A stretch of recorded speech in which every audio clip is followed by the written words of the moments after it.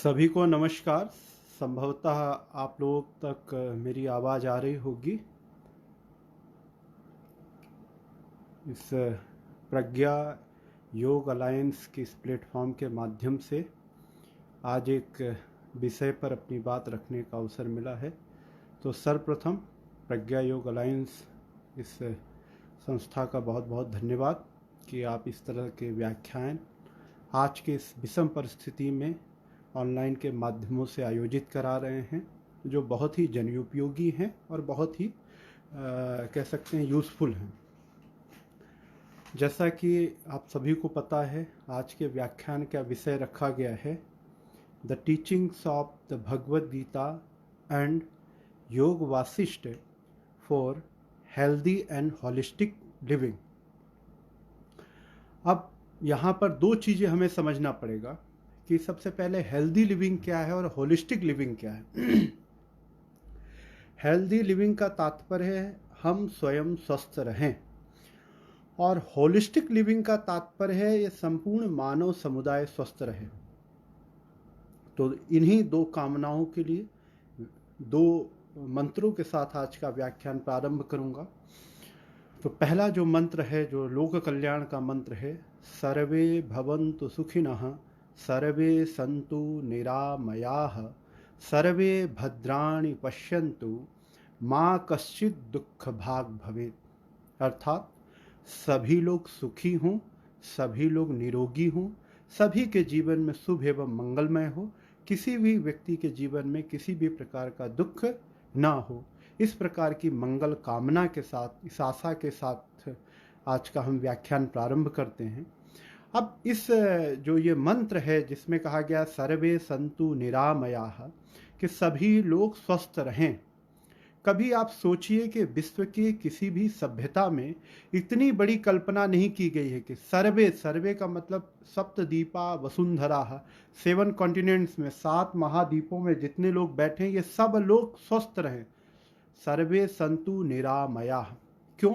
क्योंकि अगर आज हम इस बात को वर्तमान परिस्थिति से जोड़कर देखें तो हमें पता चलता है कि आज हमारा स्वास्थ्य हमारे हाथ पर निर्भर नहीं है, दूसरे के हाथ पर निर्भर।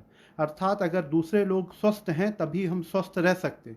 अगर हम व्यक्तिगत रूप से स्वस्थ हैं लेकिन दूसरा व्यक्ति अस्वस्थ है, जिसको कोरोना नामक महामारी कहा गया है, तो उसके अस्वस्थ होने से हम भी अस्वस्थ हो सकते हैं। तो इसलिए हमारे जो ऋषियों की कल्पना थी, जो मुनियों की कल्पना थी, वो कल्पना इतनी व्यापक है, उस कल्पना की आप कल्पना नहीं कर सकते हैं कि जिसमें कहा गया है सर्वे संतु निरामयः, सभी लोग स्वस्थ रहें। और आज हर व्यक्ति क्या, अपने स्वास्थ्य से ज़्यादा उसको दूसरे की स्वास्थ्य की चिंता है कि जितने लोग हैं सभी लोग स्वस्थ रहें। ये स्वास्थ्य आएगा कैसे, कैसे सब स्वस्थ रहेंगे? तो ऋग्वेद का मंत्र कहता है संगच्छध्वं संवदध्वं संबो मनांसि जानताम देवा भागम यथा पूर्वे संजाना ना उपासते। अर्थात हमारा चिंतन, हमारे वचन, हमारे कर्म एक दूसरे के लिए हितकारी हों। अब ये सूत्र है समग्र स्वास्थ्य का कि अपने लिए तो हितकारी हो ही हो, एक दूसरे के लिए, जिसको कहते हैं हम पर्सनल बेनिफिट के साथ साथ हमें यूनिवर्सल बेनिफिट पर भी ध्यान देना होगा। आत्म कल्याण के साथ साथ लोक कल्याण पर भी हमें ध्यान देना होगा।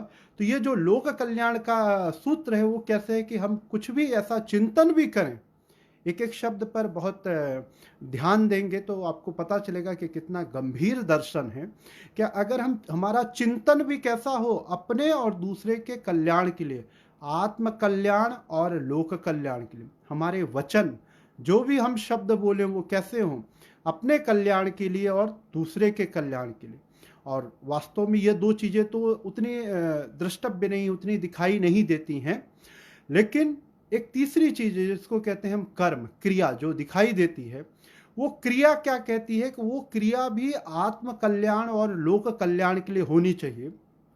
तो अगर हम सिर्फ इन दो मंत्रों में जो निहित बात है उस बात को भी अगर हम आत्मसात कर लेते हैं तो हम मतलब व्यक्तिगत रूप से, जिसको मैंने लिखा है कि एक तरह से आप हेल्दी रहेंगे और holistic healthy living and holistic living, मतलब व्यक्तिगत रूप से भी आप स्वस्थ रहेंगे और आप सार्वजनिक रूप से भी स्वस्थ रहेंगे। तो सबसे पहली कामना हमारी व्यापक होनी चाहिए कि हम भी सुखी रहें और सभी लोग सुखी रहें, हम भी स्वस्थ रहें, सभी लोग स्वस्थ रहें। और वैसा हमारी कामना के साथ साथ हमारे आचार विचार वैसे होना चाहिए कि हमारा चिंतन, हमारा वचन और हमारा कर्म एक दूसरे के लिए, एक दूसरे में सिर्फ मनुष्य से तात्पर्य नहीं है, यहाँ पे जितने भी तत्व हैं सब है, वो वृक्ष के लिए भी हमारी कोई भी ऐसी क्रिया प्रतिक्रिया किसी वृक्ष, किसी जीव जंतु, किसी के लिए भी हानिकारक ना हो। क्योंकि आज अब हमारे ऋषि मुनि तो पहले से ये बात कहते आए हैं कि यत पिंडे तद ब्रह्मांडे,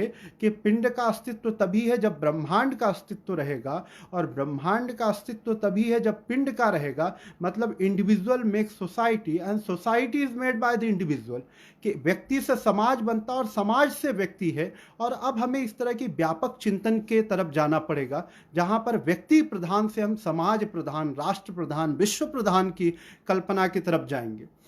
अब दूसरी बात, विषय को आरंभ करने से पहले भूमिका के रूप में आपसे कहना चाहूँगा।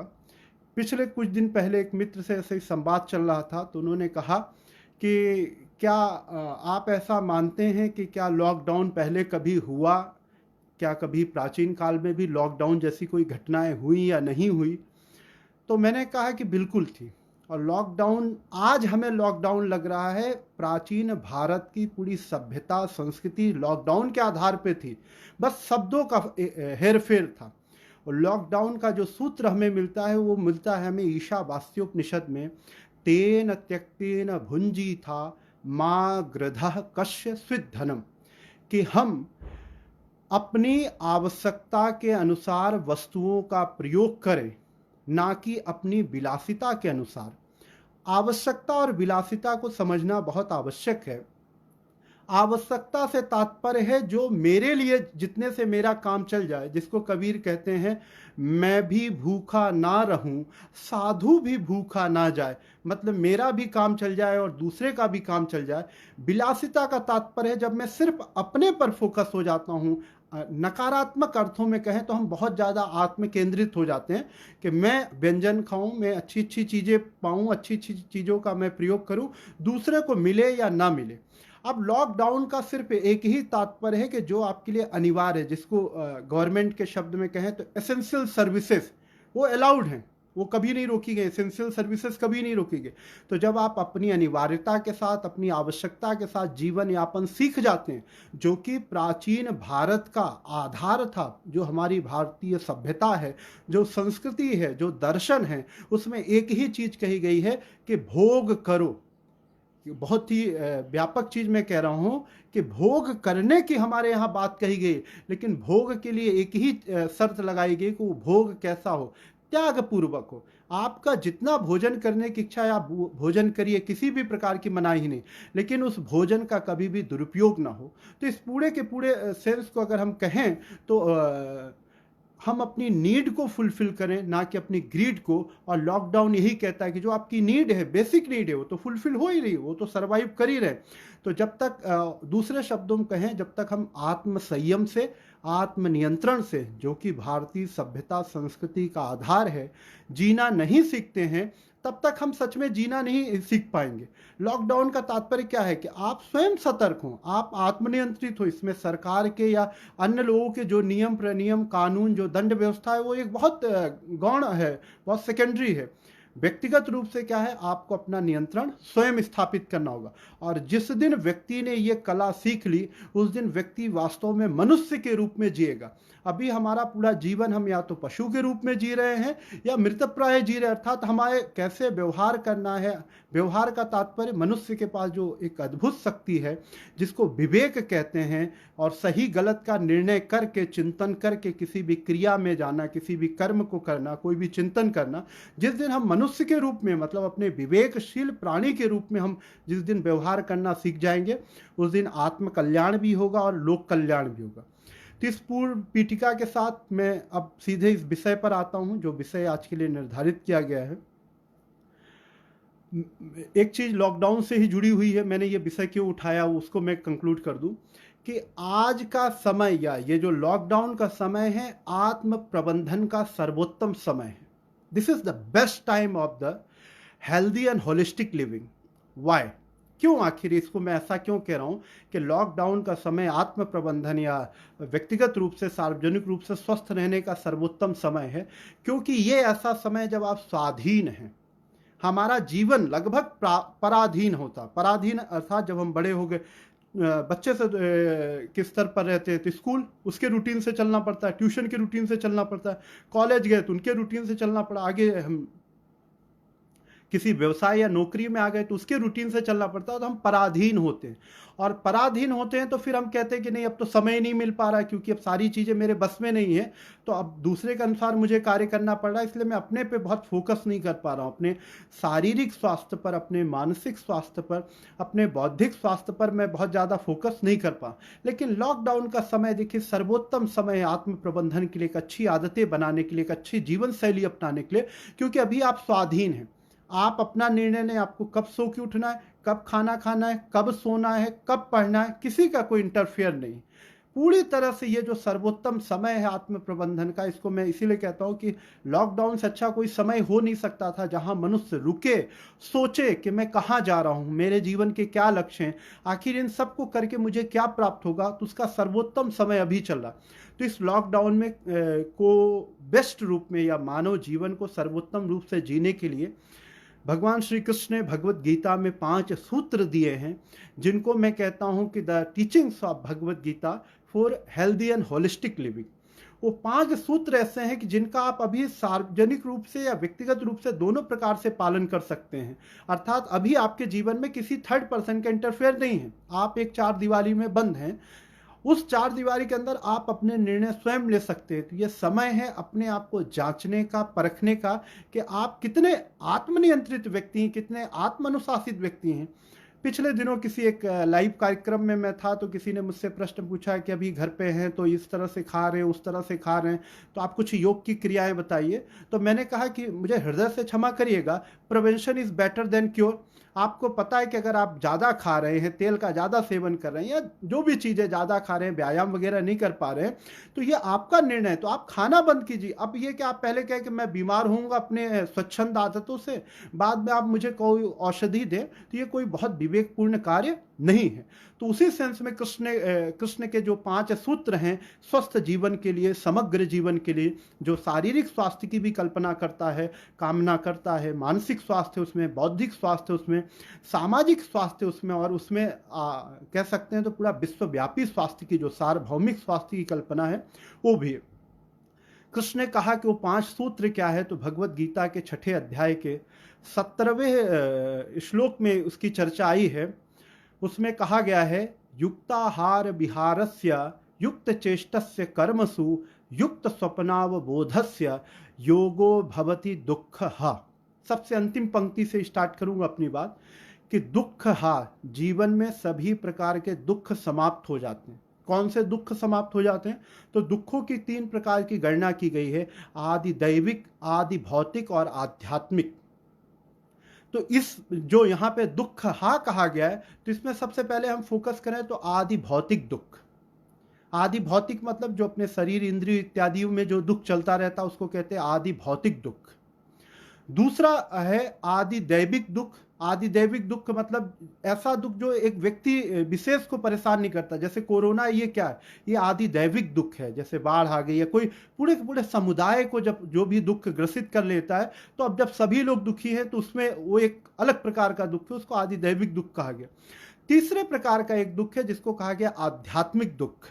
आध्यात्मिक दुख को अगर आप बहुत गंभीरता से समझें तो भगवत गीता का पूरी आधारशिला आध्यात्मिक दुख से है। आध्यात्मिक दुख का तात्पर्य है जब हमारे मन और बुद्धि के बीच में द्वंद्व हो जाए और उस द्वंद्व से हम पीड़ित हो जाएं। मन कहता है ये करिए वो करिए, मन आपको विकल्पों में ले जाए और बुद्धि किसी एक संकल्प में ले जाए, और जब इस कसमकस में आप पड़े रहें और आपको स्पष्ट निर्णय ना ले पाए, तो उस निर्णय ना लेने की स्थिति का जो मानसिक दुख है उसी को आध्यात्मिक दुख कहा गया। दूसरा मैं कहता हूं आध्यात्मिक दुख है, आज के संदर्भ में देखें तो मानसिक से ज्यादा जिनको हम कहते हैं लाइफ स्टाइल डिसऑर्डर्स, कि ऐसी बीमारियां जो हमने अनियमित दिनचर्या या अनियमित जीवन शैली अपना करके स्वयं ने ही प्रकट की है। वो क्या है? तो हमारे खाने के नियम बिगड़ गए, हमारे सोने के नियम बिगड़ गए, व्यायाम जैसी बहुत सारी चीजें हमने छोड़ दी, फिर हमारा चिंतन बिगड़ गया, हमारे कर्म बिगड़ गए। अब जब ये सारी चीजें बिगड़ गई तो ये दुख जो प्रकट कर रहा है, कौन कर रहा है? मैं स्वयं प्रकट कर रहा हूं। तो कृष्ण ने कहा कि अगर आप इन 5 तत्वों का, इन 5 सूत्रों का अपने प्रतिदिन के जीवन में अभ्यास करते हैं तो आपके जीवन से दुख, हाँ मतलब आध्यात्मिक दुख और आदि भौतिक दोनों प्रकार के दुख नष्ट हो जाएंगे। और जो आदि दैविक दुख है वो तो कई बार सार्वजनिक रूप से आता है, लेकिन वो भी आपको उस लेवल पर प्रभावित नहीं करेगा। जैसे मैं आपको एक बहुत सरल से उदाहरण के माध्यम से समझाऊं इस बात को कि कैसे आदि दैविक दुख हमें प्रभावित नहीं करेगा। तो आज की वर्तमान परिस्थिति, जो कोरोना की परिस्थिति, इस परिस्थिति में कहा गया है कि कोरोना, ये वायरस का जो प्रभाव है उस व्यक्ति में सबसे ज्यादा होने की संभावना है जिस व्यक्ति को पहले से कोई बीमारी है, चाहे वो हार्ट का पेशेंट हो, डायबिटीज का पेशेंट हो, या किसी भी प्रकार का उसको मोटापा हो, किसी भी प्रकार की जो बीमारी, मतलब अगर आप पहले से बीमार हैं, आपका प्रतिरक्षा तंत्र, इम्यून सिस्टम कमजोर है, तो आप कोरोना के संपर्क में आएंगे। अगर कोरोना आपको होता है तो आपके बचने के चांसेस कम हो जाते हैं। बाकी रिकवरी तो सभी लोग कर रहे हैं। तो अब ये देखिए इसमें क्या कहा गया है कि जो हमने स्वयं ही दुख उत्पन्न किए, मतलब अपने शरीर को कमजोर करके, अपने प्रतिरक्षा तंत्र को कमजोर करके, उसमें जब आदि दैविक दुख, कोई सामूहिक बीमारी आई, तो अब हम उससे नहीं लड़ सकते। लेकिन अगर मेरा प्रतिरक्षा तंत्र मजबूत है, मेरा इम्यून सिस्टम स्ट्रांग है, तो फिर कोई भी बीमारी आ जाए मुझ पर कोई उसका बहुत ज्यादा प्रभाव नहीं पड़ेगा। और आज कोरोना के विषय में यही कहा भी जा रहा। तो 5 सूत्र पर बात करते हैं। कौन कौन से 5 सूत्र हैं? तो 5 सूत्र हैं। पहला जो सूत्र है वो सूत्र है युक्त आहार का। दूसरा जो सूत्र है वो है युक्त निद्रा का। तीसरा सूत्र है युक्त विहार, इसको मैं व्यायाम अपने शब्दों में कहता हूं, युक्त व्यायाम का। चौथा जो सूत्र है वो है युक्त चेष्टा का, जिसको मैं कहता हूं विचार और विश्वास का। और 5वां सूत्र है जिसको हम लोग कहते हैं युक्त कर्म, जिसको मैं कर्तव्य और उत्तरदायित्व कहता हूं। इस तरह से ये 5 सूत्र कृष्ण ने दिए। सबसे पहले कृष्ण ने रखा आहार को। आहार से तात्पर्य क्या है? जो कुछ भी हम खाते हैं या अपनी पंच ज्ञानेंद्रियों से जो कुछ भी हम ग्रहण करते हैं, सरल रूप में कहें तो वॉट एवर वी ईट और whatever we perceive, that call the aahar. तो कृष्ण ने कहा कि सबसे पहले आपको अपना आहार ठीक करना है। आहार मतलब जो आप खा रहे हो उस पर भी ध्यान देना है, और जो कुछ भी आप अपने ज्ञानेंद्रियों से, चाहे आंखों से देख रहे हो, कानों से सुन रहे हो, जीवा से टेस्ट ले रहे हो, नाक से कोई गंध ले रहे हो, इनको भी आपको क्या करना है? युक्त करना। अब युक्त और अयुक्त शब्द में ही पूरी का पूरा यह दर्शन है। अयुक्त का मतलब होता है इम्बैलेंस। इम्बैलेंस का मतलब होता है मनमानी, जितना किया उतना करेंगे, जब किया तब करेंगे, कोई नियम नहीं है, प्रकृति के साथ कोई सामंजस्य नहीं है। उसके अपोजिट कहें दूसरा युक्त। युक्त से ही, जो योग शब्द है, योग का ही पर्यायवाची शब्द है युक्त। युक्त का मतलब होता है बैलेंस। आप सब कुछ करें, अगर आप नियम से करते हैं, सही समय पर करते हैं, तो बहुत सारी चीजें आपके लिए सकारात्मक होंगी, चाहे वो अपने स्वरूप में नकारात्मक ही क्यों ना हो। तो कृष्ण ने कहा सबसे पहले आप अपने आहार को ठीक करिए, अपने भोजन को ठीक करिए। तो भोजन के बारे में जो कृष्ण ने फिर 17वें अध्याय में बताया कि हमारा भोजन कैसा होना चाहिए। तो हेल्दी लिविंग के लिए the first most important thing is that is our food. और उसके लिए उन्होंने कहा आयु सत्व बलारोग्य सुख प्रीति विवर्धना, कि ऐसा खाना आप खाएं जिससे आपको आयु मिले। आयु का मतलब एजिंग। आपको आयु के बाद सत्व मिले, मतलब आपका विवेक, बुद्धि, द डिसीजन टेकिंग पावर। आयु के बाद सत्व, सत्व के बाद बल, शारीरिक मानसिक बल, सत्व बल। उसके बाद आरोग्य, वेलनेस, कि आप खा के बीमार ना हो। और उसके बाद फिर कहा उन्होंने सुख प्रीति विवर्धना, मतलब जो आपको पॉजिटिविटी दे। तो जो भी भोजन करके आपकी आयु ठीक रहती है, आपकी बुद्धि ठीक रहती है, आपका मन और इंद्रियां और शरीर में बल रहता है, आप आरोग्यता को प्राप्त करते हैं और आप सकारात्मक रहते हैं, वैसे भोजन को कृष्ण ने कहा युक्त आहार। तो उसमें फिर नीचे कृष्ण ने कुछ चीजें इंडिकेट की, संकेत दिए कि आखिर वो क्या खाएं। तो उन्होंने कहा सबसे पहला शब्द लिखा उन्होंने उसमें रस्याह, रस वाली चीजें खाएं। तो रस में क्या है? तो आप फल का सेवन करें। फिर उन्होंने कहा रस्याह के बाद अगली चीज कही उन्होंने स्निग्धाह। स्निग्धाह का मतलब तरलीय पदार्थ, मतलब जिसको हम आज डेयरी प्रोडक्ट करते हैं। तो रस्याह, स्निग्धाह। फिर अगला उन्होंने कहा स्थिराह, मतलब ऐसा भोजन जो लंबे समय तक रहा है। तो क्या है वो भोजन? तो उस भोजन को कहते हैं हम ड्राई फ्रूट, मेवा। काजू आप 6 महीने तक रखे रहिए कोई फर्क नहीं पड़ेगा, बादाम रखे रहिए कोई फर्क नहीं पड़ेगा। तो उन्होंने कहा कि आप मेवा खाएं, मतलब ड्राई फ्रूट्स खाएं। तो सबसे पहले कहा उन्होंने रस्याह, फल, सब्जियां और अनाज। अनाज भी अगर आप बॉइल्ड करके खाते हैं तो वो भी रस की श्रेणी में आते हैं, उनको भी रस्या कहा गया। उसके बाद उन्होंने कहा स्निग्धाह, फिर दूध, दही, मक्खन इत्यादि जो भी पौष्टिक तत्व वो खाएं। उसके बाद उन्होंने कहा स्थिरा। स्थिरा का मतलब ड्राई फ्रूट्स खाएं आप। और सबसे लास्ट में उन्होंने कहा हृदयाह।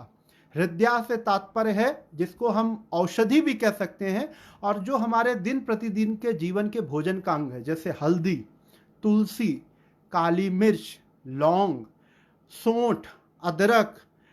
आप इसके साथ साथ आप अगर थोड़ा बहुत भी सजग हैं तो गिलोय, अश्वगंधा, जो हमारे भोजन के अनिवार्य अंग हैं, जिससे हम शारीरिक मानसिक रूप से या जिससे हमारा प्रतिरक्षा तंत्र बहुत मजबूत रहेगा। तो उस प्रतिरक्षा तंत्र के लिए कृष्ण ने बहुत सरल कहा। और अगर आप इसको कैटेगराइज करें तो सबसे पहले क्या खाना है, तो उन्होंने कहा फल सब्जियां खाइए, प्रकृति से जैसा मिल रहा आप वैसे खाइए, सारे पोषक तत्व आपको मिल जाए। फल सब्जियां भी है, क्योंकि अगर आपको उसमें भी असुविधा है तो उनके साथ आप थोड़े से ड्राई फ्रूट्स ऐड कर लीजिए। आप थोड़ा बादाम, आलमंड्स खाइए, थोड़े कैशू, काजू खाइए, किशमिश खाइए। ये सब फल ही हैं, मतलब जो जिनको फल को सुखा के रखा गया, जिसमें कोई परिवर्तन नहीं होता और जो पौष्टिक हैं। उसके बाद फिर उन्होंने कहा कि आपने सब्जियां खाई, फल खाए, अनाज खाए। उसके साथ साथ अनाज को उन्होंने प्रारंभिक रूप से नहीं कहा। रस्याह जो शब्द है वो प्रारंभिक रूप से फल और सब्जियों के लिए है। उसके बाद जो अगला अगर हम अन्वय करके इसको लगाएं तो अगली चीज है स्थिराह, मतलब ड्राई फ्रूट्स। उसके बाद जो अगला आता है उसको कहा गया हृदयाह, मतलब औषधियां जो भोजन का अनिवार्य अंग है। और उसके बाद जो आप रखेंगे तो उसके बाद आप स्निग्धाह रख सकते हैं, डेयरी प्रोडक्ट को भी रख सकते हैं। तो डेयरी प्रोडक्ट में भी फिर हमने कहा कि नहीं, गाय का दूध, गाय का घी, गाय के दूध का बना हुआ मक्खन, दही इत्यादि का भोजन करें। तो देखिए, युक्त आहार के लिए कृष्ण ने बड़ी सरल सी चीजें बताई। अब कई लोग कहते हैं कि इतनी सारी चीज़ें अब बहुत आसानी से मिलना मुश्किल है कि अब फल कैसे ओरिजिनल मिले, कैसे सब्जियां मिले। मैं कहता हूं आपको ओरिजिनल ना मिले, लेकिन कम से कम आप प्रोसेस फूड तो ना खाएं, ऐसे फूड तो ना खाएं कि जिसको आजकल कहते हैं रेडी टू सर्व, कि खाना 3 महीने पहले या 6 महीने पहले बना के रख दिया गया, बस आपको गर्म पानी मिला कर उसको खा लेना।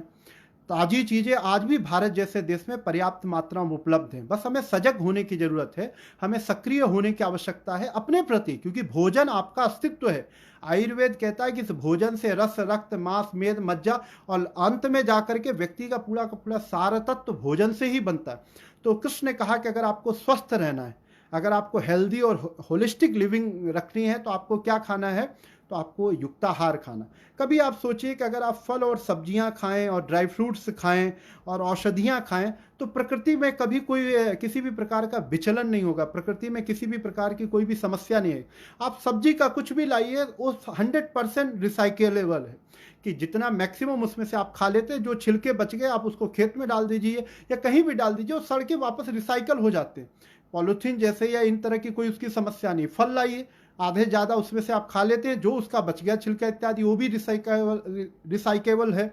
इसी तरह से ड्राई फ्रूट्स मैक्सिमम आप खा लेते हैं। तो इन्होंने कहा कि जब आप इस तरह से खाएंगे तो आप भी स्वस्थ रहेंगे और आपका आसपास का वातावरण, प्रकृति भी स्वस्थ रहेगी। इस तरह से आप प्रकृति का दोहन नहीं करेंगे। तो हेल्दी लिविंग और होलिस्टिक लिविंग में हमें यह भी ध्यान रखना है कि हम तो स्वस्थ रहें, ये तो प्राथमिकता है, ये बिल्कुल एसेंशियल है। लेकिन साथ में जो एसेंशियल है वो क्या है कि हमारे नेचर, हमारी सराउंडिंग भी वैसी अलाइव रहे, वैसी ही जीवंत रहे। ऐसा नहीं कि मैं प्रकृति का दोहन करके जब इसका भक्षण कर लूं तो ये प्रकृति ही हाहाकार मचाने लगे, जिससे अनेकों प्रकार की प्राकृतिक समस्याएं आ जाएं। तो इसलिए कृष्ण ने कहा कि युक्ताहार। दूसरा कि आप जो कुछ देख रहे हैं वो बहुत संतुलित हो, जो कुछ भी आप सुन रहे हैं वो बहुत संतुलित हो, सकारात्मक हो। इसका मतलब ये नहीं कि आप अपने कान बंद कर लें, आंख बंद कर लें। इसका तात्पर्य इतना है कि जब भी आपके ब्रेन में चीजें जा रही, मन में जा रही, तो इनका आप विश्लेषण करना। आपने कुछ भी देखा उस पर विश्वास नहीं करना, आपने कुछ भी सुना उस पर विश्वास नहीं कर लेना। आपको क्या, आपके पास एक मन है, मन से ऊपर एक बुद्धि है, उसका विश्लेषण करें। तो जो कुछ भी आप आहार के रूप में ग्रहण कर रहे हैं, चाहे वो मुख से कर रहे हैं, चाहे बाकी ज्ञान इंद्रियों से कर रहे हैं, वो जब तक संतुलित नहीं होगा तब तक आप स्वस्थ नहीं रहेंगे। तो कृष्ण ने कहा सबसे पहले व्यक्ति, क्योंकि बिना खाए व्यक्ति रह नहीं सकता है, तो युक्त आहार की बात की। दूसरे नंबर पे कृष्ण ने रखा युक्त निद्रा, कि जितना खाना जरूरी है उतना ही सोना भी जरूरी है, लेकिन वो युक्त होनी चाहिए। अब अयुक्त और युक्त निद्रा में क्या डिफरेंस है, थोड़ा सा इसको समझेंगे। युक्त निद्रा से तात्पर्य है प्रकृति के साथ सामंजस्य स्थापित करके अपने शरीर को विश्राम देना। हर व्यक्ति विश्राम कर रहा है, आराम दे रहा है, लेकिन कैसे दे रहा है? क्या हम प्रकृति के साथ सामंजस्य स्थापित किए हैं? हमारी हार्मनी नेचर के साथ है या नहीं है? तो कैसे पता करें?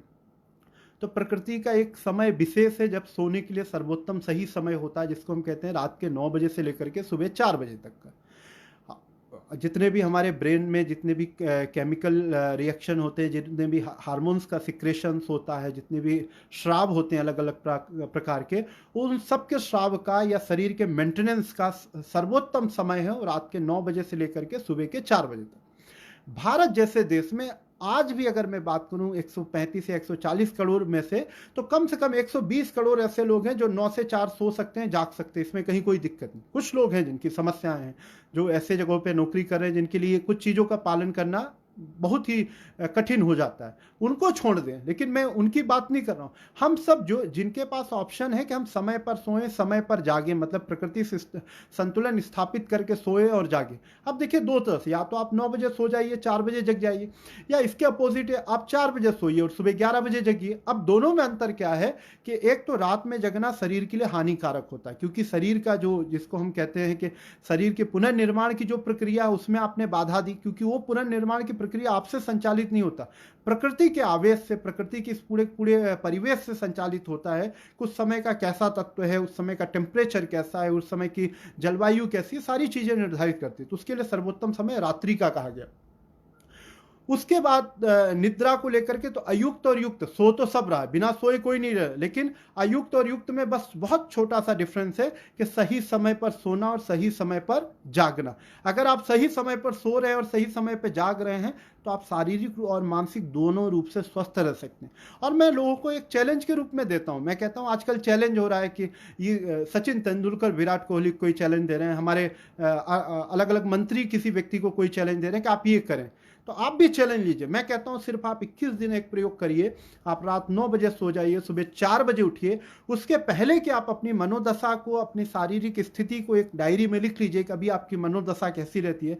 आप बहुत सकारात्मक हैं, एक मॉडरेट हैं, नकारात्मक हैं, आप शारीरिक रूप से अत्यधिक ऊर्जावान है या तटस्थ हैं या डल रहते हैं, निष्क्रिय रहते हैं। और 21 दिन के बाद आप प्रभाव देखिए। तो ये चैलेंज है। अभी कोई कर्तव्य दिखाने के लिए, कोई आपको सरप्राइज करने के लिए चैलेंज नहीं है। ये सिर्फ इतना चैलेंज है कि आप अपने आप को स्वस्थ रख सकते हैं।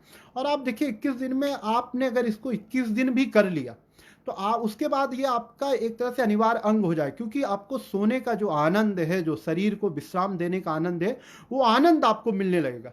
तो कृष्ण ने कहा कि दूसरे नंबर पर आप अपनी निद्रा को ठीक रखिए। तीसरे नंबर पे कृष्ण आते हैं जिसको कहते हैं युक्त विहार। विहार को मैंने कहा जैसा मैं व्यायाम कहता हूं, और उसको अगर हम कहें तो युक्त विहार मतलब योग का अभ्यास। यहां पर योग आता है। तो योग में 4 प्रकार के अभ्यास बताए गए हैं। एक तो सबसे पहला बताया गया शरीर शुद्धि, जिसको शौच या शोधन क्रिया या षटकर्म कहते हैं। तो षटकर्मों का अभ्यास करें। अगर कोई सा भी षटकर्म नहीं कर सकते तो कपालभाति, जो कि बहुत सरल है, बहुत प्रचलित है, उसका अभ्यास करें। उसके बाद थोड़ा सा और सरल है, हम जलनेति का अभ्यास कर सकते हैं। और थोड़ा सरल है, हम कुंजल का अभ्यास कर सकते हैं। 2-2.5 लोटा गर्म कुनकुना नमक का पानी पी करके और हम उसको वॉमिट कर दें, तो कुंजल का अभ्यास कर सकते हैं, जिससे हमारा पूरी अमाशय, पूरा हमारा नेसल पैसेज और पूरा का पूरा हमारा ये फ्रंटल जो है मस्तिष्क का अग्रभाग, ये पूरा स्वस्थ रहे, क्योंकि यहीं पर सबसे ज़्यादा संक्रमण या सबसे ज़्यादा अशुद्धियाँ रहती हैं। तो हम षटकर्म का अभ्यास रखें, मतलब शरीर को शुद्ध करें। और ये ना करें तो कम से कम समय पर स्नान कर लें, अच्छे से स्नान करें। और आयुर्वेद में और भी कई प्रकार की विधियां बताई गई हैं जिसमें स्नान कैसे किया जाए, जिससे शरीर के सभी रोम रोम शुद्ध हो जाए। फिर षटकर्म के बाद आती है शरीर को स्थिरता और दृढ़ता प्रदान करने के लिए, जिसके लिए कहा गया योगासनों का अभ्यास करें। अगर आप योगासनों का अभ्यास नहीं करना चाहते हैं तो योगासनों की एक बहुत वैज्ञानिक श्रृंखला है जिसमें सभी प्रकार के आसनों का बहुत संतुलित रूप से प्रबंधन या सम्मिलित करके एक पैकेज बनाया गया है, जिसको सामान्यतः लोग सूर्य नमस्कार कहते हैं। जबकि योग के ग्रंथ में सूर्य नमस्कार मतलब आसनों के साथ सूर्य नमस्कार की कहीं कोई चर्चा नहीं, वो सिर्फ एक जोड़ दिया गया है कि हाँ हम इन सात आसनों का अभ्यास करें, लेकिन कब करें। तो आसनों के लिए जो बेस्ट टाइम होता है या किसी भी योग क्रिया के लिए बेस्ट टाइम जो सर्वोत्तम समय वो कब है, सूर्योदय काल। जब सूर्य का उदय हो रहा हो तो उस समय की जो जलवायु होता है, उस समय का जो टेम्परेचर होता है, उस समय की जो ह्यूमिडिटी होती है, वो सब बहुत पॉजिटिव होती है। उस समय की जो ध्वनियाँ होती हैं प्रकृति के, चाहे चिड़िया का चहचहाना हो, तो उस समय आप इन सूर्य नमस्कार का अभ्यास करें। इन 7 आसनों का कम से कम 11 से 12 बार आप प्रतिदिन अभ्यास करें तो आपके शरीर में स्थिरता भी आएगी, दृढ़ता भी आएगी, फ्लेक्सिबिलिटी भी आएगी। तो दूसरे नंबर पे आसन रखा गया। तीसरे नंबर पे रखा गया जिसको हम कहते हैं प्राणायाम, क्योंकि मानव जीवन का अस्तित्व ही प्राण से है। जब तक शरीर में प्राण है तो हम कहते हैं मानव, नहीं तो बाद में कहते हैं मृत। तो प्राण का प्रबंधन जो है उसी को प्राणायाम कहते हैं। तो हमारी जो ब्रीदिंग है, तो मतलब जितनी हमारे 3 नाड़ियाँ या 72,000 नाड़ियाँ, जितना भी हम कह सकें योग के शब्दों में, उनको शुद्ध करने के लिए कई प्रकार के प्राणायाम बताए गए हैं, जिसमें हम अनुलोम विलोम, नाड़ी शोधन, ये सरल प्राणायाम है, कोई भी इनको कर सकता है। भ्रामरी प्राणायाम बहुत सरल प्राणायाम है। तो कम से कम हम ये 2-3 प्राणायाम कर लें कि अगर हम सिंपल इन्हेलेशन और एक्सहेलेशन राइट लेफ्ट से करें तो हम अनुलोम विलोम कर सकते हैं। थोड़ा सा कुंभक के साथ करें जो हमारे लंग्स के लिए भी अच्छा, हमारे ब्रेन के लिए भी अच्छा है, तो हम नाड़ी शोधन का अभ्यास कर सकते हैं। अब इस शब्दों को लेकर कोई अनुलोम विलोम कुछ कहता है, कोई नाड़ी शोधन कहता है, तो ये कहें कि हम इन्हेलेशन एंड एक्सहेलेशन एक बार विदाउट कुंभक करें, विदाउट होल्डिंग करें, और दूसरा होल्डिंग के साथ करें। तो इस तरह से ये हमारा प्राणायाम पूर्ण। और तीसरा प्राणायाम जो महत्वपूर्ण मैं मानता हूं, जिसको भ्रामरी प्राणायाम कहते हैं। तो इस तरह से हम प्राणायाम का अभ्यास कर लें। और चौथा महत्वपूर्ण अंग है ध्यान का अभ्यास करें। हम शारीरिक और मानसिक रूप से शांत बैठ जाएं, अपने आप को स्थिर कर लें, और स्थिर करने के बाद हम कुछ देर तक अपने भ्रू मध्यमर या अपने श्वासों पर अपने ध्यान को 5 मिनट या 10 मिनट अपने आप को हम उस पर एकाग्र करें। तो इस तरह से एक बहुत प्रबंधित व्यायाम का पूरा पैकेज है। आपको कोई कसरत करने के लिए मैं नहीं कह रहा हूँ, कोई जिम जाने के लिए नहीं कह रहा हूँ। और ये जो चारों चीज़ बता रहा हूँ, ये 40 मिनट के अंदर ये चारों चीज़ें बहुत अच्छे से हो सकती है। उसमें षटकर्म भी हो सकता है, उसमें आपका आसन भी हो सकता है, उसमें प्राणायाम भी हो सकता है, और उसमें ध्यान भी हो सकता है। तो कृष्ण ने कहा कि ये युक्त विहार में, व्यायाम में आपको योग का अभ्यास जरूर करना है, तभी हम स्वस्थ रह सकते हैं। इसकी चर्चा कृष्ण ने अलग अलग अध्यायों में की है। उसके बाद आते हैं युक्त चेष्टा, कि अब हम शारीरिक रूप से स्वस्थ हो गए, हमने अपना खाना पीना ठीक कर लिया, सही टाइम पर हम सोते उठते हैं, हमारी निद्रा सही है, हम व्यायाम करने लगे, तो अब हम शारीरिक मानसिक रूप से कुछ शारीरिक रूप से पूर्णतः स्वस्थ हो सकते हैं। अब बात करते हैं मानसिक रूप से स्वास्थ्य के लिए। तो कृष्ण ने कहा कि युक्त चेष्टा, आप कैसे विचारों के साथ रह रहे हैं, आपके मनो मस्तिष्क में कैसे विचार आ रहे हैं, आप अपने विचारों के प्रति जागरूक होइए। अपने विचारों के प्रति एक तरह से दृष्टा भाव लाइए कि कितने आवश्यक विचार मेरे अंदर आ रहे हैं, कितने अनावश्यक विचार आ रहे हैं। और एक ही विचार में, जैसा कि मनोवैज्ञानिक कहते हैं कि एक दिन में हम 60,000 विचार लाते हैं, लेकिन हम एक ही विचार को कम से कम 50,000 बार लाते हैं। तो हमें ये तथ्य गलत लगते हैं कि नए विचार के लिए आपको नए अध्ययन करना पड़ेगा, अच्छे व्यक्तियों के साथ रहना पड़ेगा, अलग अलग तरह की बहुत सारी विधियां बताएगी। जब आप नई नई चीजें सीखेंगे, नए नए अभ्यास करेंगे, तो नए विचार भी आएंगे। तो विचारों का प्रबंधन, management of the thoughts, and यहीं पे पतंजलि स्टार्ट करते हैं, योगश्चित्त वृत्ति निरोधा। चित्त यानी मन, वृत्तियां यानी विचार, उनका निरोध करना। निरोध मतलब नियम पूर्वक रोध, उनको मैनेज करना, उनको प्रबंधित करना। आप नए नए टॉपिक लेके आइए, नया नया अध्ययन करिए, नए नए चिंतन करिए, तो आपके विचार ऑटोमेटिकली सही हो जाएंगे। वितर्क बाधने प्रतिपक्ष भावनम, जब आपको नेगेटिव थॉट आए तो आप अपने आप में पॉजिटिव कन्वर्ट करिए। बट हमारे साथ सामान्यता ये होता है कि हम नकारात्मक विचारों को ज़्यादा, या नकारात्मकता ज़्यादा आकर्षित करती है, तो हम नेगेटिव थॉट को एंजॉय करते हैं। ये नहीं कि जैसे भी एक नकारात्मक विचार आए उसको तत्क्षण हम सकारात्मक करें। तो चेष्टा में विचार और अपने विश्वास, विश्वास का मतलब होता है दृष्टि। अपने प्रति हमने कैसी दृष्टि बनाई है, संसार के प्रति कैसी दृष्टि बनाई है, लोगों के प्रति हमारी दृष्टि कैसी है। तो ये दृष्टि हमें, जिसको कहते हैं अपना जो विश्वास है, जो बिलीव है, उसको संतुलित करना पड़ेगा। तब आप मानसिक रूप से स्वस्थ होंगे, तब आप सामाजिक रूप से स्वस्थ होंगे, तब आप बौद्धिक रूप से स्वस्थ होंगे। तो अगर आपके विचार सही हैं, अगर विचारों का आपने प्रबंधन कर लिया, अपने विश्वास का आपने प्रबंधन कर लिया, तब आप सच में एक प्रबंधित व्यक्ति, एक स्वस्थ व्यक्ति हैं। तब उसको कह सकते हैं healthy living and holistic living. तब वो होलिस्टिक तक गया, मतलब सिर्फ शरीर तक नहीं रहा, मन तक नहीं रहा, बुद्धि तक गया। और सबसे अंतिम जो कृष्ण का सूत्र है, वो सूत्र है युक्त चेष्टा, कि चेष्टा युक्त कर्म। अब देखिए, कर्म में दो चीजें आती है, एक तो कर्तव्य, जो हमारी, जिसको हम कहते हैं रिस्पॉन्सिबिलिटीज हैं, हमारी ड्यूटीज हैं, और दूसरे हैं उत्तरदायित्व, मतलब हमारी ड्यूटी और हमारी रिस्पॉन्सिबिलिटी। तो जो कुछ भी कर्म है, जो कुछ भी हमारे कर्तव्य हैं, जो हमारे लिए अनिवार्य हैं, उनको भी करें। और जो हमारे उत्तरदायित्व है, जो हमारे लिए अनिवार्य नहीं है लेकिन फिर भी समाज के अंग, मतलब व्यक्तिगत रूप से हमारे लिए वो लाभ नहीं दे सकते, पर्सनल बेनिफिट्स नहीं मिलेंगे, बट सोशल बेनिफिट उसका है। तो हम अपने कर्तव्यों का और उत्तरदायित्वों का सम्यक पूर्वक निर्वहन करें, उसको भी युक्त रखें, तो हमारा सामाजिक जीवन, हमारा आर्थिक जीवन और हमारा सार्वभौमिक जीवन अपने आप प्रबंधित हो जाएगा। तो कृष्ण ने कहा ये 5 सूत्र आप अपने जीवन में लेके आइए। और एक चीज की कृष्ण ने गारंटी दी। आज ही गारंटी की बात नहीं है कि आप प्रोडक्ट लेके आते हैं, पूछते इसकी गारंटी कितनी है।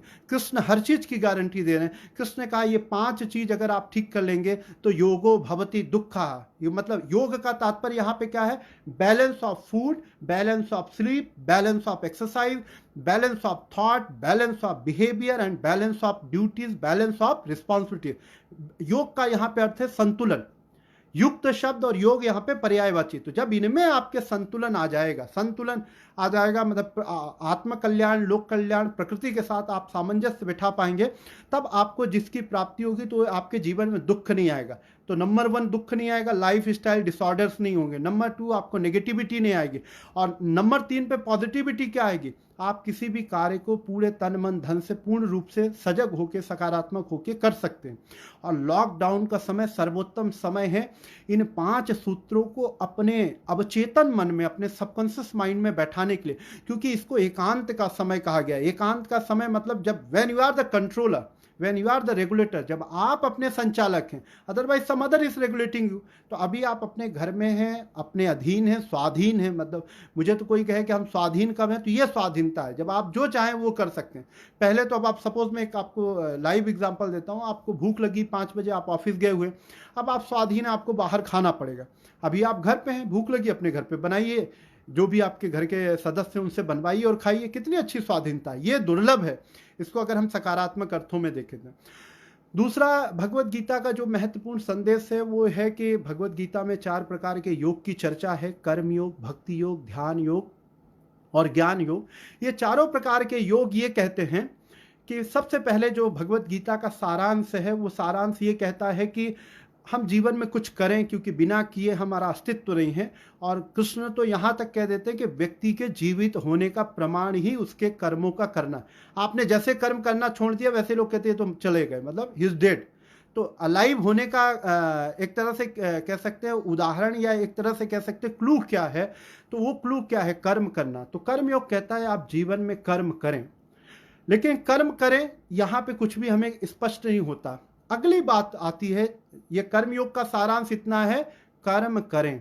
अगला है ज्ञान योग। ज्ञान योग कहता है जानते हुए कर्म करें, अर्थात हर कर्म को, प्रत्येक कर्म को करने की एक आदर्श विधि है। तो पहले आप सीखें कैसे करना है। तो ज्ञान योग कहता है कि सीखें फिर करें, लर्न देन डू। तो पहला कर्मयोग ने कहा कर्म करिए, ज्ञान योग ने आपको कहा कि पहले आप कर्म करना सीखिए, मतलब जानिए कैसे सर्वोत्तम रूप से किया जा सकता है। फिर उसके बाद भक्ति योग कहती है कि आप जो कुछ भी करते हैं उसको पूरे समर्पण भाव से करिए, डेडिकेशन के साथ करिए, झुंझुलाहट में मत करिए, इरिटेशन और फ्रस्ट्रेशन में आप मत करिए। आपको जो भी करना है वो श्रद्धा के साथ करिए, समर्पण के साथ करिए। तो वो आपका कर्म ना हो करके वो आपके मुक्ति का मार्ग हो जाएगा, व्यक्तिगत रूप से आपको सुखी रखेगा और आध्यात्मिक रूप से भी आप संतुलित रहेंगे। तो भक्ति योग कहता है जो कुछ भी करना है उसको कैसे करना है, तो समर्पण के रूप में करना। और सबसे अंत में आता है ध्यान योग। ध्यान योग क्या है? तो कहता है कर्म करने की शक्ति प्राप्त करें। तो कैसे प्राप्त होगी? जब हमारा आहार सही होगा, निद्रा सही होगी, व्यायाम सही होगा, विचार विश्वास सही होंगे, तब तो हम कर्म कर पाएंगे ना। अब बहुत सारे लोग कहते हैं टाइम ही नहीं मिलता, क्योंकि वो आहार बैलेंस नहीं है, स्लीप बैलेंस नहीं है, यही इन्हीं चीज़ों में व्यस्त रहते हैं। तो ध्यान योग कहता है कर्म करने की शक्ति प्राप्त करें। उसके बाद ज्ञान योग कहता है जो जानते हैं वो करें। कर्म योग तो कहते ही है कि करें। और उसके बाद सबसे लास्ट में आपका जो भक्ति योग है वो कहता है जो भी करें उसको पूर्ण समर्पण भाव से करें। तो इस संदेश को एक बार और हम बहुत स्पष्टता से समझ लें। कर्म योग का संदेश है कर्म करें, ज्ञान योग का संदेश है जो जानते हैं वो करें, भक्ति योग का संदेश है जो कर रहे हैं उसको समर्पण भाव से करें, और उसके बाद ध्यान योग का संदेश है कि आपको निरंतर शक्ति चाहिए कर्म करने के लिए, तो आप कर्म करने के लिए शक्ति को प्राप्त करें। तो इस तरह से ये भगवत गीता में हेल्दी और होलिस्टिक लिविंग के सूत्र दिए गए हैं। थोड़ा सा मैं बात करना चाहूँगा योग वासिष्ठ की भी, क्योंकि हमारे टॉपिक में योग वासिष्ठ भी है। तो भगवत गीता में एक बहुत अच्छा कॉन्सेप्ट है जिसको कहते हैं स्थित प्रज्ञ का आइडियल पर्सन। आज के टाइम में कहें तो मैनेज पर्सन का कॉन्सेप्ट है। तो वो कहता है कि मैनेज पर्सन कैसे बने? तो आप अपने विवेक का प्रयोग करें, आप अपने बुद्धि का प्रयोग करें, तो आप प्रबंधित रहें। दुनिया के मूर्ख से मूर्ख व्यक्ति को भी पता होता है ये सही है ये गलत है। मूर्ख और विद्वान में बस इतना ही अंतर है कि मूर्ख को सही गलत पता होने के बाद भी वो गलत ही करता है, और विद्वान व्यक्ति को सही गलत पता होने के बाद वो सही करता है। एक बहुत प्रसिद्ध श्लोक मेरे मनोमस्तिष्क में अभी आ रहा है स्मरण में कि मतयो यत्र गच्छन्ति तत्र गच्छन्ति वानराः, शास्त्राणि यत्र गच्छन्ति तत्र गच्छन्ति वै नरा।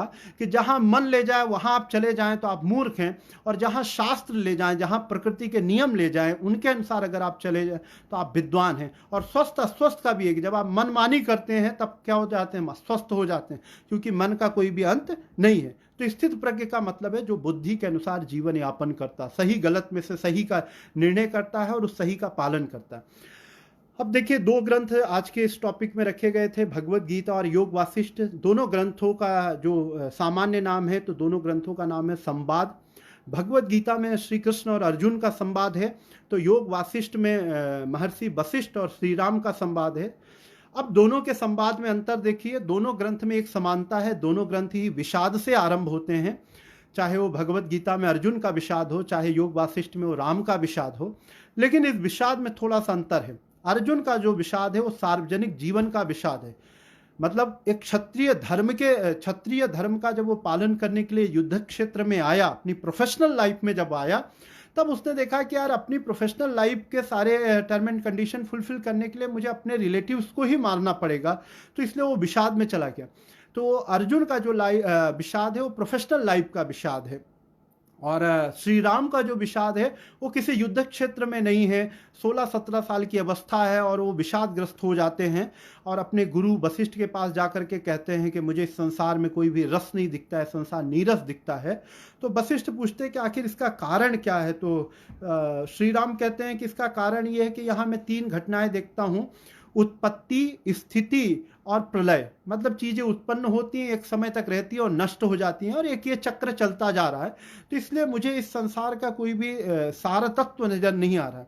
तो अब देखिए, यहाँ पे राम का जो विषाद हो व्यक्तिगत विषाद है, मतलब वो तात्विक विषाद है कि उन्होंने तत्व को ध्यान में रख करके विषाद दिया। अर्जुन का जो विषाद है वो कैसा है? वो सार्वजनिक विषाद है एक तरह से, जिसको हम प्रोफेशनल विषाद कह सकते हैं। भगवत गीता की चाहे यात्रा हो, चाहे योग वासिष्ठ की यात्रा हो, भगवत गीता की यात्रा विषाद से आरंभ होती है और मोक्ष पे जाकर के समाप्त होती है, क्योंकि भगवत गीता के पहले अध्याय का नाम है अर्जुन विषाद योग और 18वें अध्याय का नाम है मोक्ष संन्यास योग। तो जब तक आप विषाद में नहीं आएंगे तब तक आप मुक्ति तक नहीं जा सकते। जब तक आपकी अपनी समस्याएं नहीं होंगी, आप अपने प्रॉब्लम में नहीं होंगे, तब तक आप उसका सॉल्यूशन नहीं ढूंढेंगे। तो इसलिए अगर कोई आपको रेडीमेड कोई उपाय, कोई सॉल्यूशन दे देता है, तब भी वो आपके लिए बहुत ज़्यादा प्रभावकारी नहीं होंगे।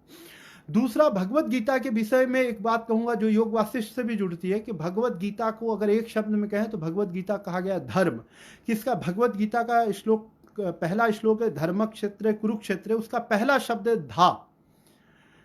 और अगर आप सबसे लास्ट में चले जाएं तो भगवत गीता का सबसे अंतिम श्लोक है यत्र योगेश्वरः कृष्णो करके, और वो लास्ट में जाकर के कंक्लूड होता है ध्रुवा नीतिर मतिर मम। तो धा र म पूरे भगवत गीता को अगर आप प्रत्याहार रूप में कंसाइज करें तो धर्म, धर्म का मतलब है कि हम अपना जीवन कैसे जिएं जिससे हम भी सुखी रहें और दूसरा भी सुखी रहे। जिस प्रार्थना के साथ मैंने बात आरंभ की थी, सर्वे भवन्तु सुखिना सर्वे सन्तु निरामया, उस लक्ष्य तक पहुंच सके। आपको मैं योग वासिष्ठ के बारे में तो बहुत लंबी चर्चा की जा सकती है और बहुत कुछ कहना चाहता हूं, लेकिन समय की मर्यादा और आपके धैर्य को ध्यान में रखते हुए 2-3 बातें कहूंगा। पहली बात तो ये कही गई है कि योग वासिष्ठ में कहा गया है कि वहाँ पे 2 बहुत अच्छा डिबेट आया, एक कर्म और भाग्य का, कि क्या है कर्म, क्या है और भाग्य क्या है। तो वशिष्ठ हैं या जो योग वासिष्ठ के लेखक हैं महर्षि वाल्मीकि, वो कहते हैं कि जो भाग्य है वो मूर्खों की कल्पना है। तो भाग्य मतलब जिसको हम लक कहते हैं, ये मूर्खों की कल्पना है। ये कैसे? तो उन्होंने फिर समझाया कि कर्म और भाग्य क्या होता है। तो उन्होंने कहा कि आपको कुछ भी कार्य करना है, उदाहरण के लिए आप एक कोई किताब लिखना चाहते हैं, किताब लिखना चाहते हैं तो किताब को आपको पैराग्राफ में, पेजेस में लिखना पड़ेगा, तभी किताब पूरी होगी। तो आप किताब का रोज कुछ कुछ अंश लिखते जाएं, एक दिन आपकी किताब पूरी हो जाएगी। इस प्रक्रिया को उन्होंने कहा है कर्म। भाग्य क्या है? आप उस विशेष दिन की प्रतीक्षा में बैठे रहें कि आज वो दिन जब विशेष आएगा तब मैं लिखूंगा और उसी दिन सब कुछ लिख डालूंगा।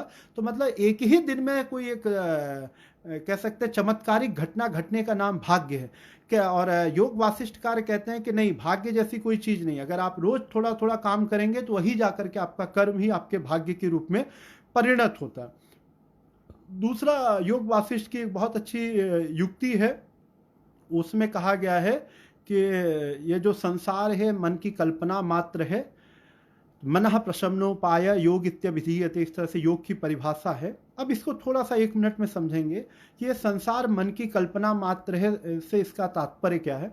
तो उन्होंने कहा कि जो संसार है ये वास्तव में है नहीं, सिर्फ आप सोचते हैं इसलिए है। तो फिर किसी ने कहा कि ये कैसी बात है कि संसार है नहीं, बस हमारी कल्पना मात्र है। तो अभी हम, जैसे मैं इस मोबाइल को टच कर रहा हूं तो मोबाइल है, कल्पना मात्र कैसे? तो इसको स्पष्ट किया वहां पर जाकर के, ये कहा कि कल्पना मात्र से तात्पर्य मतलब आपने संसार का एक अपना व्यक्तिगत स्वरूप बना के रखा है। जैसा संसार है आप संसार को वैसा देखते नहीं हैं।